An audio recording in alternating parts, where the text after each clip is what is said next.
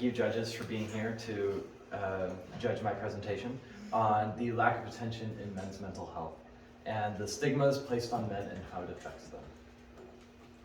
Now, what's the overall issue? The overall issue is that men are not seeking the help they need because of the stigmas and societal norms that are placed and accepted in society. With these stigmas, men do not get the professional help when they face problems such as anxiety, depression, and other mental health issues. In a recent poll done with 1,000 men, 40% of them said it would take suicidal thoughts to seek professional help. From the same poll, 53% have a mental health issue and say they do not talk about it because they don't want to appear weak or don't want to admit they need support, or think that they would be wasting the time with a professional help. Not addressing the issue, however, can have life-threatening consequences. In the United States, suicide is the 12th leading cause of death, and men are almost 4 times more likely to commit suicide. In 2020, 46,000 people committed suicide, and men accounted for 70% of that, with the highest suicide rate being in middle-aged white males. Surely, with an issue this big, there should be laws in place to help the people, but the only laws are publicity laws that ensure people, when they are seeking help, that information given to the therapist or other professional help is not spread to outside sources. And this only helps if you have been convicted. One of these policies says, for court orders authorizing disclosure of confidential information for other than criminal purposes, HIPAA requires that the consumer receive formal notice of the request and an opportunity to respond, but does not set a standard which is left to state law. This policy only benefits those who are already seeking professional help they need. It provides safety and a sense of security, making it easier for people to get help. Across the world, 10% of people experience some sort of mental health problem. This accounts for over 792 million people across the world. 9.3% of men worldwide have a mental health issue. And of those who seek help through therapists, doctor, or other professional help, only 36% are men.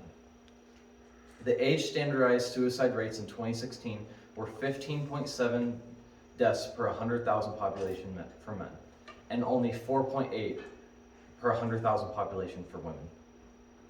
Across the world, almost 35% of men would be ashamed to ask for time off of work because of a mental health disorder and instead suffer in silence. The issues in the United States don't get any better. In the males aged 10 to 14, suicide is the second leading cause. Ages 15 through 24 is the third leading cause. Ages 25 through 34, the second leading, and in 45 through 54, the sixth leading. It shows that suicide still significantly affects how men die. These statistics are unreasonably high. In that same poll of 1,000 people, 77% of men either are or have suffered with anxiety, stress, depression at some point in their life. Triggers causing mental health problems does not just come from an untreated disorder, but the problems that can arise due to stress, health, money, and work can eventually turn into a mental health problem. And this has a large effect in California. Now in California, 1 in 6 people experience a mental health illness. Teenagers in California experience a higher rate of mental health illness than the national average, and the rate has only been increasing. In 2011 to 2012, 9.2% of teenagers had a depressive episode. This grew to 13.2% by 2017. But the real problem is that 57% believe that there is not a way to get help for most or all mental illnesses. These unfortunate beliefs are warranted due to the lack of help presented. In children, 22.5% are not able to get help. And the number only increases in adults, up to 35%. And these numbers are also increasing with time. There's a projected decline in the number of psychologists and psychiatrists. Now, here at Faith Christian, everyone polled said that mental health issues cannot be fixed without help from a therapist, medications, friends, God, or other outside sources. Everyone struggles differently and cannot all be helped the same way as another. But it is necessary to seek some form of help, because this is not something people can face alone. When asked why they believe men do not seek and get the help they need, many people say that stigmas, societal norms, stereotypes, and cultural ideas prevent men from thinking it is okay to struggle or get the help they need.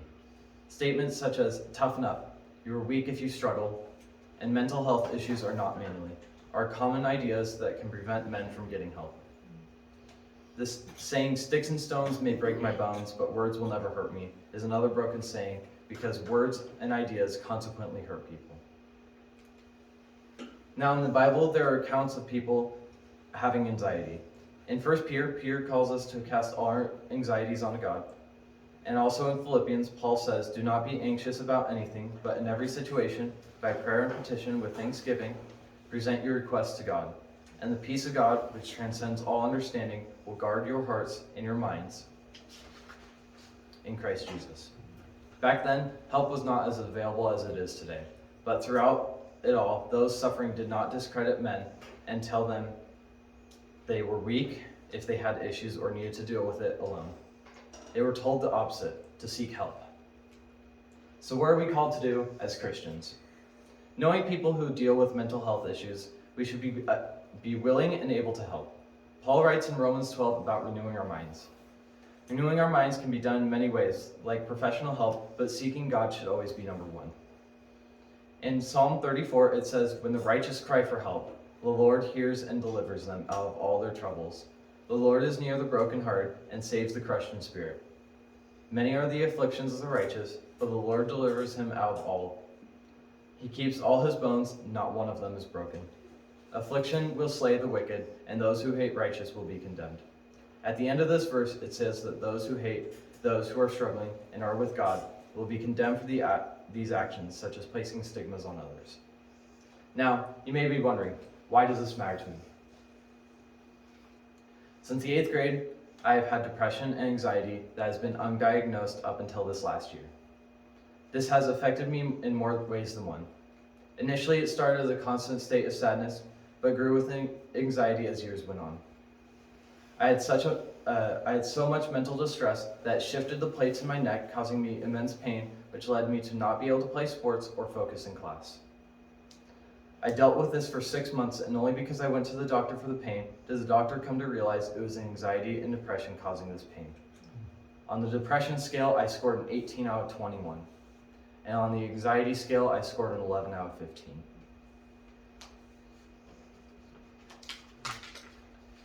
So, what should we take away from all this?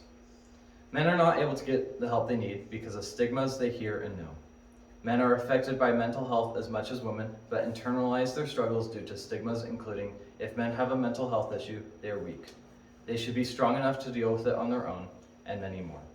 These stigmas place the idea that men cannot get the help they need to treat the issues they know they have. If men do not receive help, their disorders will eventually lead to other problems, which in certain cases have led to suicide. Men are dying at a significantly larger rate than women because of expectations rejecting them help. They make it so men do not get help and eventually may even take their own life. And men play such a significant role in society, so why not take care of them? The Bible calls us in Philippians 2:4, let each of you not look only to his own interests, but also to the interests of others. Gender stereotypes need to be broken down for humanity to take care of one another and get each other the help that is necessary. Thank you for listening. Are there any questions?